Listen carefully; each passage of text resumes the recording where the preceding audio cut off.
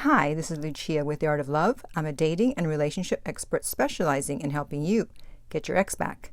And today I want to talk about the most dangerous part of no contact. When is the time when you are most likely to screw up? When you are most likely to blow your cover and show that you really aren't as cool as you've been pretending to be? Well, someone did just that and gave me the idea to do this video. So I will read her comment and go from there. But first, I want to, of course, welcome back the No Contact Army. And thank you to everyone who has downloaded my app Silencio. The link is beneath every single video.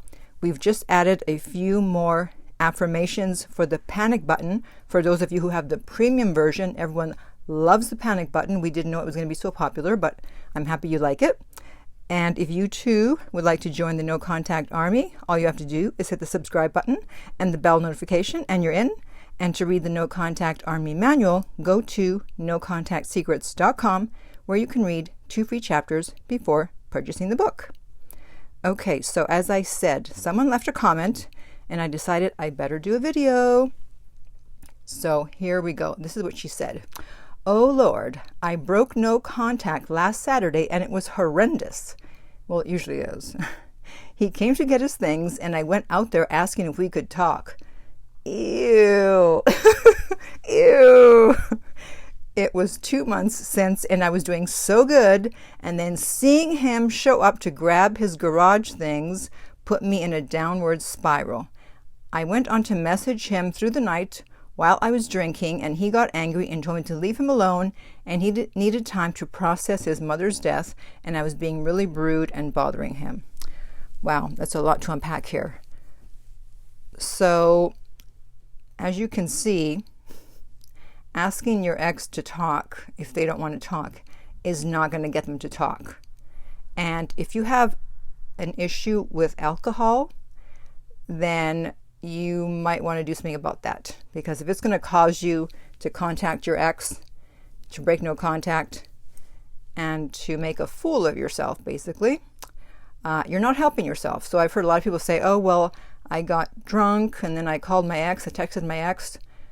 So you gotta, I'm not a big drinker, so I can't really speak on this. I have one drink when I go out and that's it.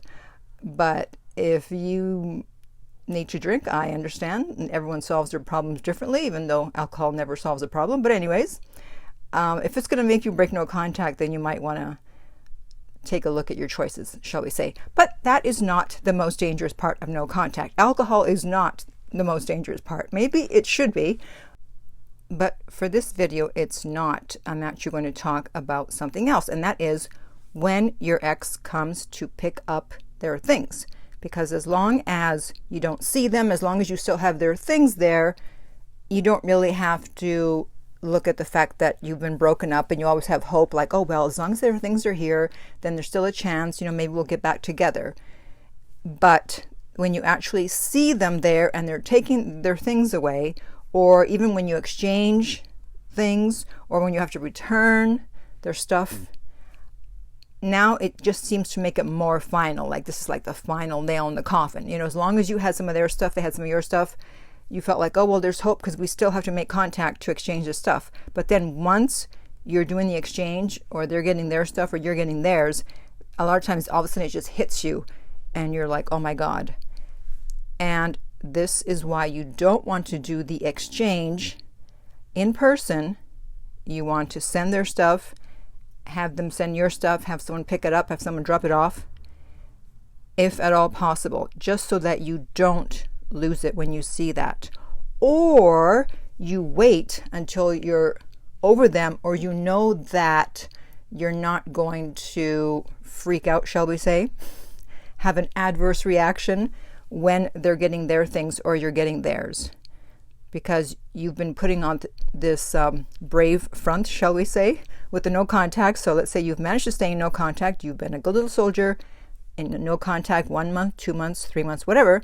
And now you have to see each other for the stuff exchange. And then that's when you blow your cover. It's like you were a secret agent and you played your part perfectly well. And all of a sudden, at the last minute, you blow it. It's like, oh, there go 3 months down the drain. And I actually had a client, and he was in the military. And his ex came to pick up some of her stuff, and he said that his hands were shaking. And he said, this is crazy because I've been, he was in the military. He goes, I've been shot at, and I didn't flinch. But she came to pick up her stuff, and I was shaking. And I go, yeah, because you were trained to be on a battlefield. You knew what to expect. You've been there before. So you're able to stay relatively calm. However, you haven't been trained in someone breaking up with you and coming to pick up their stuff. So you're going to have a different reaction. That's why. Listen, you can be the biggest, baddest guy out there, but when you're emotionally affected, then it's going to present itself in ways such as your body shaking, your hands shaking, whatever. So it can affect anybody. I don't care how tough you are. So unless you know you're totally over your ex, then try not to meet up with them to get your things and to do the exchange, because you may think you're okay, and then you get there and you realize, well, actually I'm not that okay. And now you've just blown your no contact. Okay, so I want to hear from you. Have you exchanged your stuff with your ex, and how did it go? Did it cause you to, like this woman did, say something that you shouldn't have, ask to talk? Yeah, don't ask to talk. Okay? If anything, they should ask to talk. You should not ask to talk.